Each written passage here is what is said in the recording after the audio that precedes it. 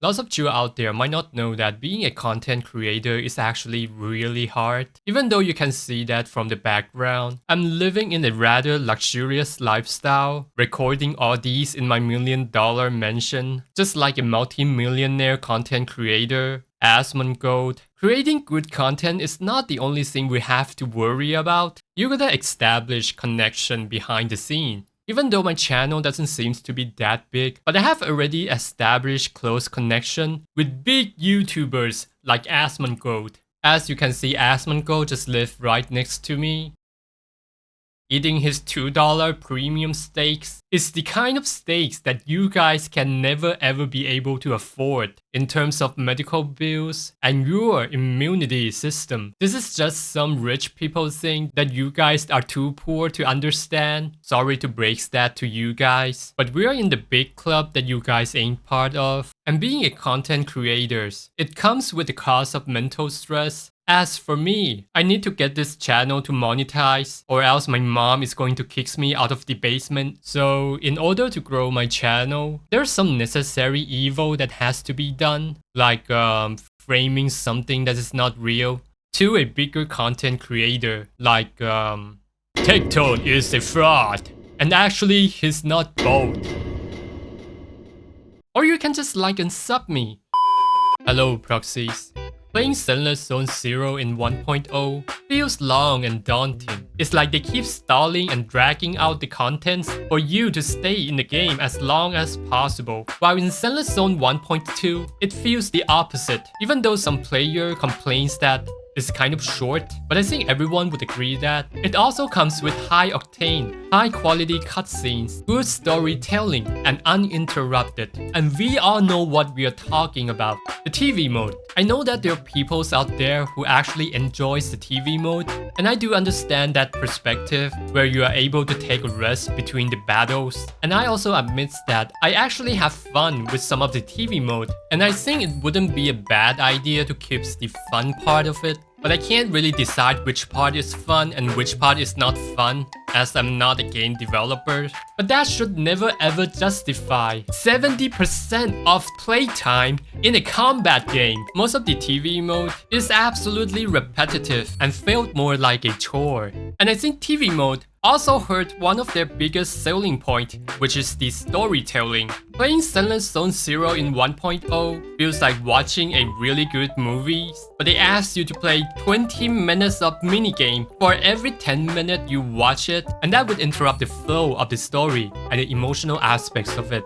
And they completely removed the TV mode in 1.2. And we have already experienced some of that in 1.1, where they removed majority of the TV mode in 1.1. And that makes the story feel extremely fluid. It almost made me feel like Zenless Zone 0 in patch 1.2 is completely different to Zenless Zone 0 in 1.0. It seems like MiHoYo is going to get rid of the TV mode completely by the patch 1.4. And I think that's pretty good for the new player that joined the game, because there's no game should entitle themselves to require player to play over 20 hours to get to the good part of the game. But I have also heard voices about the decision of removing the TV mode entirely. It's not really a good idea. And the argument is that the TV mode in itself is not problematic. The only problem is it simply took too much time and too repetitive. Even though I kind of hate the TV mode, but that is the argument that I can agree with.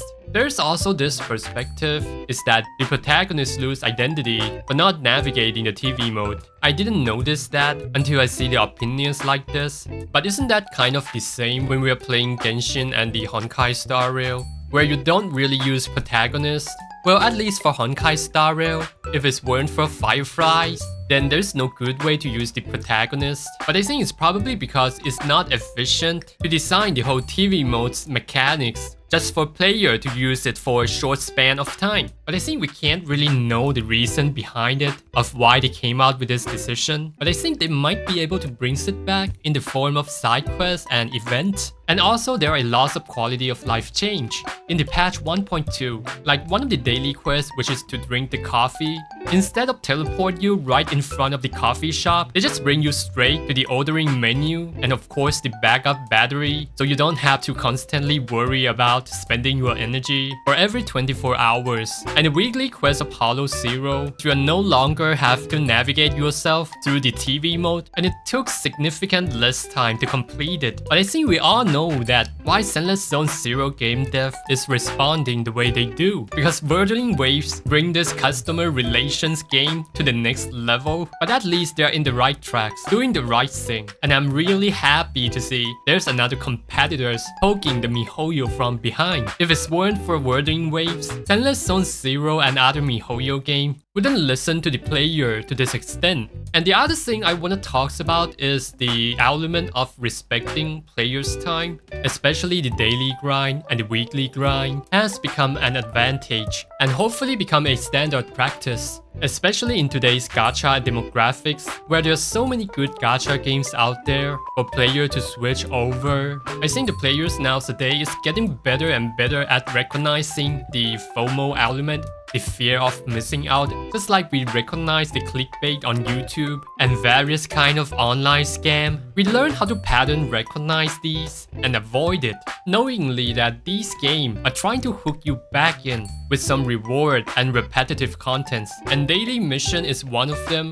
But there's a caveat to that. It's totally justifiable to incentivize player to do the daily quest. But if this song and dance of daily quests stall for too long, the player is going to get tired of it, because nobody likes to do extensive amounts of chore. To keep the player in the game as long as possible is definitely not a good idea. The FOMO element of the game might be able to keep the player for a while, but eventually player will cater themselves toward the games that doesn't stall the content. And the reason why most of the games back then do this is because the more amounts of time you invest in the game, you're more likely to keep playing it. We already saw that in the competitive game, where you have to keep playing the game every day to keep your skills sharp and ready, like the League of Legends and all the first-person shooter. And with the introduce of the Battle Pass, it gonna keeps you in the game for a whole season. With all the monetization strategy to keep you playing the game, the only thing that eventually matters is, do player have fun out of doing it? And if player are start to get bored, that's the first sign that they're about to leave the game and eventually switch to other game that respect their time. And I think Zenless Zone Zero does respect players' time and find a good balance out of the daily grind. If you don't feel like spending the energy that day, you could literally finish the daily quest in 1 minute in Zenless Zone Zero, from just drinking a coffee, scratching a scratcher, and open the store. And that's it. Now let's talk about the story. I finished the 1.2 story with a big smile on my face. And I'm in this state of mind that I'm trying to immerse myself back to the story of what's just happened. I wouldn't describe that it blows my mind, but the action in the cutscene gives me goosebump after goosebump. And as always, my favorite part about the Zenless Zone Zero storytelling is that they have maintained this comedic, light-hearted vibe throughout the story. But they spice up the story with a little dark twist, like the Nekomata in the main story, and the other twist in the Koleda's father. And of course, I don't want to spoil the one in 1.2. It's not gonna be as dark as the one with the Nekomata. The story is simple but well executed while being impactful, especially on the visual of the cutscenes. And I think it is absolutely impressive to see this level of quality being maintained from 1.0 throughout the 1.2. And I think we can already see this phenomenon since there are other games like the Honkai Star Rail and the Fontaine patches in Genshin. They definitely hire a lot of good writer to keep up with these levels of quality. It definitely plays a huge factor to keep player coming back patches after patches. Now let's talk about the limited banners. So Zenless Zone Zero up to this date, we still have 0 male limited characters. It doesn't really bother me because I only pull for females characters. Looking at male characters in the gacha game is like looking at John Cena. To me, I see nothing. Therefore, I don't have any issue with this aside from I don't have enough pools for every waifus out there. But in Honkai Star Rail, they go otherwise. They apparently has a lot of male characters, which is good for me. so that I can save a lots of pools. So I think the assumption that MiHoYo made is that they expect more females gonna play HSR and less female playing the Zenless Zone Zero, because statistically speaking, female player probably not interested in combat game as much as they do in the turn-based game. Even though there are female player out there like Sweet Lily, and she would probably beat 99% of us if this is a PvP game. They expect more males player playing Zenless Zone Zero. We don't really have the data that MiHoYo has, but it seems like they also did a really good job on designing the lighter, because I have already seen some female content creator out there hyping over lighter. 也就是我们的帅哥莱特，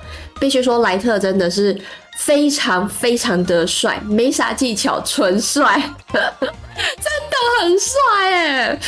这个人就纯帅哎，感觉戏份也不多，但就真的很帅哎。好了，不要再花痴了，我们赶快介绍一下。I don't really understand why he is so attractive in female's perspective because I'm a male, but apparently they did a good job on designing the male characters in Zenless Zone Zero. For female players out there, it is the way it is, and I don't realistically think that if your M6R5 lighter would really change anything in the grand scheme, but I think we can expect that every time they came out with a male characters, it's gonna be a banger based on her reaction. I think Zenless Zone Zero game dev did a really good job on the alternative of the limited characters. Every limited characters would has a good alternative A rank out there, like Karine. Her damage is actually comparable to the top DPS like Su Yuan and Ellen Zhou if you pair her with Qingyi and Caesar, especially if you have her in M6. And I have seen a lot of crazy Billy run in the Disputed 17.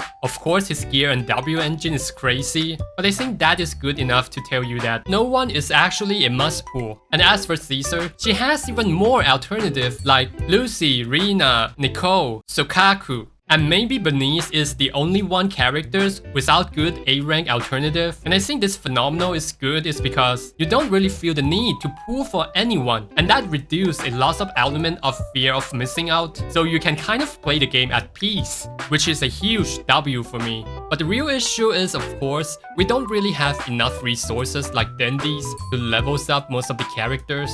This is what they need to fix real quick. And I still have my M6 Karine at level 10. Not gonna lie. And as for the endgame content, I think it's pretty good. The Disputed 8 and the Ambush node gives me a lot of fun. I did a few try on the Ambush node to complete it. It is not super hard, but at the same time, it still feels challenging. And as for the Chaos node, it's kind of mid because we kind of experienced that in the Genshin. But it's definitely fun for me when I try to speed run it. And with those knowledge I learned from the speed running, I made a Jane-Do video out of it. And surprisingly, it bruised up my channel and put my channel into the right tracks. And thank you for all the support that you guys give me for the last few weeks. This is the first time I feel like I can actually make a living out of being a content creator. So I think overall, in the grand scheme, I think Zenless Zone Zero is on the right tracks. The character design are still amazing, and I think they capture the Wild West in 1.2's map pretty nicely. And most importantly, I have a lot of fun out of it. I know that there's this toxic positivity. It's pretty common in the gacha community, but I do try my best to speak my heart out because this is exactly how I feel. And to be honest, I don't really have the best experience in 1.0 as compared to 1.2. So let me know in the comment what you like about the game and what you don't like about the game. Yeah, so I think that's pretty much it. See you guys.